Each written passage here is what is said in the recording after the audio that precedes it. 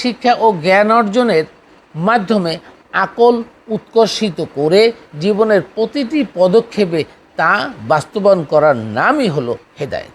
পক্ষান্তরে ঘটনাবলী হুবহু মুখস্থ করে মনে রাখার নাম ইবাদত নয়। কিন্তু কীভাবে রণাঙ্গনে যুদ্ধ করে ইসলামিক জীবন ব্যবস্থা কায়েম করলেন, সেখান থেকে আপনাদের কি কোনো শিক্ষা হলো না? যারা কোরআন বিরোধী কর্মকাণ্ডে লিপ্ত হয়েছেন তাদেরকে আমরা ইবলিসের দোসর ছাড়া আর কিছুই বলতে পারি না। সাধারণ মানুষকে বলছি, কোনো আলেম বা বিদ্বান ব্যক্তি পৃথিবীর কোনো না কোনো শ্রেষ্ঠ ইউনিভার্সিটি থেকে পাশ করে আসে তা মুখ্য বিষয় নয়। এই শুধু স্কলার নয়, আপনি নিজেও নিজেকে স্কলার বানাতে পারেন, কোরআনের স্কলার হতে পারেন যদি আপনি কোরআন নিয়ে অধ্যয়ন ও গবেষণা করেন, এবং এটা প্রত্যেকের দ্বারাই সম্ভব। সুতরাং কোনো মানুষকে সরাসরি না বুঝে অনুকরণ করবেন না, বরং কোরআন জেনেও বুঝে তাকে যাচাই করে অনুসরণ করবেন।